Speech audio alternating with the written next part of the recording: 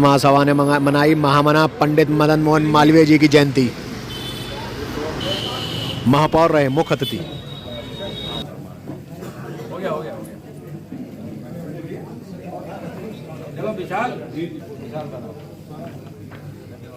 विपिन शर्मा आप आने के लिए बात करने के लिए कह रहे हैं।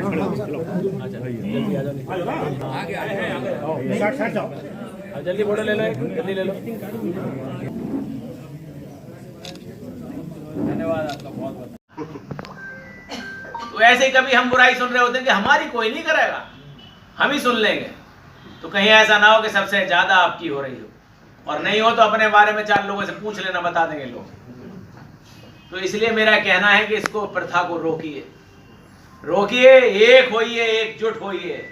किसी का साथ ना दे सकते हो तो किसी की खराबी मत करिए। और सुन लो के रूप में तब्दील किया जाए और ऐसा एक आवासीय विश्वविद्यालय देश के अंदर स्थापित हो जो हिंदुओं के लिए, हिंदुओं के उत्थान के लिए काम करे।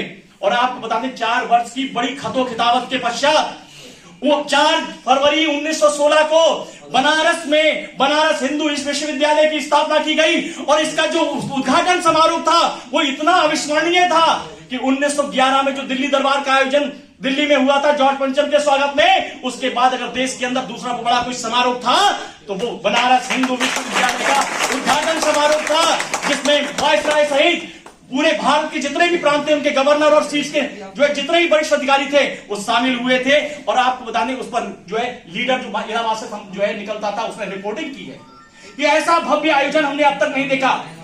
देखिए उनके कद का अंदाजा इस समय इससे बात से लगा सकते हैं कि गांधी भी उस समारोह में शामिल हुए थे और गांधी ने कुछ ऐसी टिप्पणियां की थी जिससे जो है संयुक्त प्रांत के गवर्नर ने तत्काल गांधी को शहर छोड़ देने के लिए कह दिया था। लेकिन महामना मदन मोहन मालवीय सामने आए और उन्होंने इस बात का डटकर मुकाबला किया कि गांधी को शहर नहीं छोड़ने दिया जाए, और गांधी ने शहर नहीं छोड़ा। महामना मदन 1918 में जब कांग्रेस का अधिवेशन दिल्ली में हुआ तो महामना मदन मोहन मालवीय को कांग्रेस का अध्यक्ष चुना गया।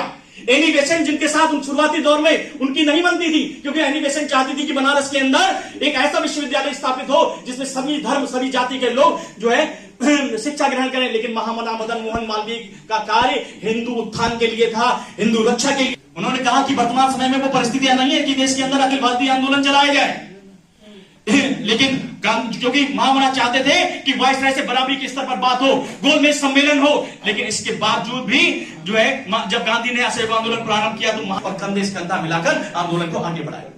देखिए भारतवर्ष के अंदर सबसे बड़े चुनौती के वर्ष जो थे वो 1922 से लेकर 1927 के वर्ष थे, जिन दिनों ब्रिटिश सरकार ने प्रायोगिक ढंग से जगह जगह दंगे करवाए। और इस समय हिंदुओं की सुरक्षा के लिए अगर कोई भारतवर्ष में सामने नेता जो खड़ा हुआ तो वो केवल मदन मोहन मालवीय थे, जिन्होंने हिंदुओं के पक्ष में आकर जो है वायसराय से और संयुक्त प्रांत के गवर्नर से खतो खिताबत की। और ये कार्य इतनी बाखूबी किया क्योंकि लोग डरते थे उस समय। लोग कहते थे कि हम सांप्रदायिक घोषित हो जाएंगे। मालवीय जी को आज भी जो है आप तमाम किताबें देखिए, उन पर ये आरोप लगता है कि वो जो है सांप्रदायिक थे। लेकिन आप मुझे एक भी स्टेटमेंट, कोई एक भी ऐसी कटिंग दिखला दीजिए जहां मालवीय जी ने किसी दूसरे संप्रदाय के बारे में एक भी टिप्पणी दी हो।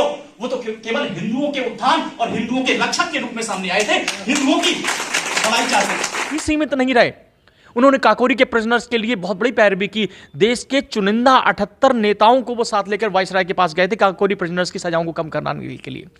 गोविंद वल्लभ पंत ने लगातार उनको जो है वो लेटर लिखे और वो एक बड़ा मेमोरेंडम लेके जो है वायसराय से उनकी सजाओं को कम कराने के लिए गए। तो मालवीय जी केवल एक क्षेत्र में नहीं, और दूसरी बात समकालीन भारत में जिस समय मालवीय जी थे उस समय जब 22 से और 27 तक जब देश के अंदर बड़े दंगे हुए तो कोई दूसरा राजनीतिक नहीं दिखाई देता है जो हिंदुओं के पक्ष में खुलकर सामने आया। उन्होंने इसकी परवाह नहीं की कि उनका व्यक्तित्व धूमिल हो जाएगा, लोग उनको जो है उन पर सांप्रदायिकता का आरोप करेंगे।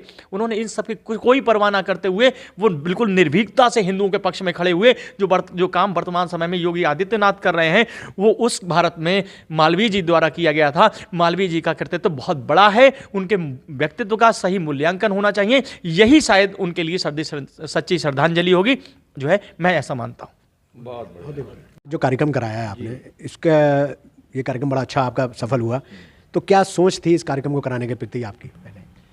देखिए, आज अखिल भारतीय ब्राह्मण महासभा के तत्वाधान में यहाँ पर सिविल लाइन्स में एक कार्यक्रम हुआ जिसमें हमने डॉक्टर संतलाल पांडे जी जो फिजिक्स विभाग के विभाग अध्यक्ष थे बरेली कॉलेज में, उनको आधुनिक मालवीय की उपाधि से सम्मानित किया। इस उपाधि से के देने के पीछे हम लोग की मंशा और आकांक्षा ये है कि लोग ये जाने कि केवल हम एक ही क्षेत्र में काम करके प्रसिद्धि नहीं पा सकते हैं, हम देश के लिए, समाज के लिए, परिवार के लिए जो कुछ भी अच्छा काम कर सकते हैं, उसके लिए आधुनिक मालवीय की उपाधि से हम किसी को सम्मानित करते हैं तो उसके लिए हमें गौरव का अनुभव होता है। आज चाहे पत्रकारिता में कोई अच्छा काम करे, चाहे वकालत में करे, चाहे व्यवसाय में करे, चाहे विज्ञान में करे, चाहे अपने शिक्षण में करे, चाहे अपनी इंजीनियरिंग में करे, डॉक्टरी में करे, अपने वक्तव्य में करे, कोई अच्छा हमारा वक्ता होता है वो भी आधुनिक मालवीय हो सकता है। क्योंकि जो मदन मोहन मालवीय जी ने करके दिखाया वो काम आज के समय में उतना बड़ा कोई नहीं कर सकता, क्योंकि उसके बाद कोई उदाहरण ही नहीं आया है ऐसा कि इतना बड़ा और इतना सुप्रसिद्ध काम करके गया हो कोई व्यक्ति, जिसने विभिन्न क्षेत्रों में काम किया, एक क्षेत्र में नहीं किया, विभिन्न क्षेत्रों में किया। उन्होंने क्रांतिकारियों के मुकदमे भी लड़े, काकोरी कांड में लोगों की रक्षा भी करी, उन्होंने विश्वविद्यालय की स्थापना भी करी, उन्होंने दान भी लिए लोगों से, दान भी दिया लोगों से, हजारों लाखों लोगों को उन्होंने नौकरी प्रदान की। ऐसा अद्भुत काम करने वाला व्यक्ति अगर आज नहीं है, लेकिन उस क्षेत्र में अगर कोई अच्छा काम करके दिखा रहा है, किसी भी क्षेत्र में हो, तो हम उसको आधुनिक मालवीय मान सकते हैं। इस कार्यक्रम के पीछे हम लोग की आकांक्षा और इच्छा ये थी। अनिल मिश्रा जी, मैं आपसे जानना चाहूँगा, ये मेरा निजी सवाल है, निजी मुझे जानना है कि महामना की उपाधि क्यों मिलती है, कैसे मिलती है, और मालवीय जी क्या उनका एक जो कास्ट का नाम होता वो था या अलग से कोई उपनाम था या कोई उपाधि थी? जी हाँ, बहुत अच्छा सवाल जो है।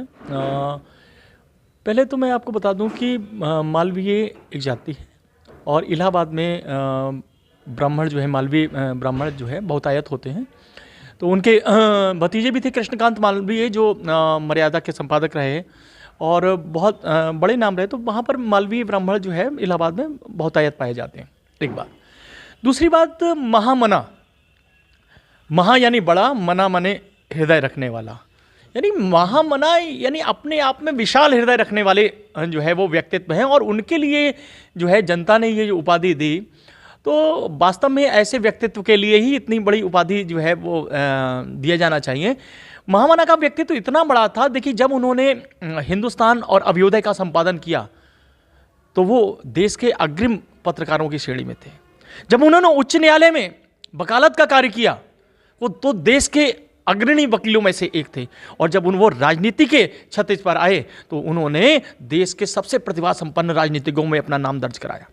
यानी इवन गांधी जो है, जिनसे प्रेरणा लेते हों, जिनसे विचार साझा करते हों, जो है जिन्हें अग्रज मानते हों। और मैंने जैसा कि अभी अपने वक्तव्य में भी बताया था कि जब गांधी गोलमेज सम्मेलन के लिए ब्रिटेन गए और जो है ब्रिटेन के प्रधानमंत्री से जब सीधी सीधी उनकी बात होनी है तो उन्होंने किन्हीं साधारण आदमियों को अपने साथ नहीं ले गए, उनके साथ में महामना मदन मोहन मालवीय और सरोजनी नायडू जैसी विदुषी महिला जो है उनके साथ थी। तो ये महामना का व्यक्तित्व था। कि व्यक्तित्व के विषय में कुछ ऐसा बताइए हमें जो लोगों को कम पता होता है। देखिए, सब जानते हैं कि वो महामना थे, सब जानते हैं कि वो इस विभाग में काम किया, उन्होंने इस दिशा में काम किया, उस दिशा में काम किया, लेकिन हमारी नज़रों में वो एक ब्राह्मण समाज के लिए तो आदर्श थे ही, एक मानवता के लिए एक पूर्ण मानव थे। उन्होंने इतना समाज का उपकार करने के लिए केवल ब्राह्मणों के लिए ही नहीं किया, ब्राह्मणों का तो उन्होंने केंद्र में रखा ही, लेकिन भारतीय संस्कृति का, भारतीय संस्कारों का वो एक पूर्ण मूर्त रूप थे। जो कुछ भी उनका काम होता था वो मानवीयता के दायरे के अंदर ही होता था और वो पूर्ण मानव थे। हम तो ये कहते हैं कि हमारे देश में भले ही भारत रत्न एक सबसे बड़ा वो उपाधि मानी जाती हो, पुरस्कार माना जाता हो, लेकिन वो इन सब पुरस्कारों और उनसे ऊपर थे। वो एक भारतीय आत्मा थे, पूर्ण मानव थे और उनके बारे में कल्पना करके कि उनमें क्या क्या गुण थे, शायद कभी ये चीज़ छूट जाएगी, कभी ये चीज़ छूट जाएगी। इंसाइक्लोपीडिया कोई हो जहाँ के मानव धर्म पूरा दिया हुआ हो, तो उस इंसाइक्लोपीडिया का मूर्त रूप हमारे पंडित महामना मदन मोहन मालवीय जी थे।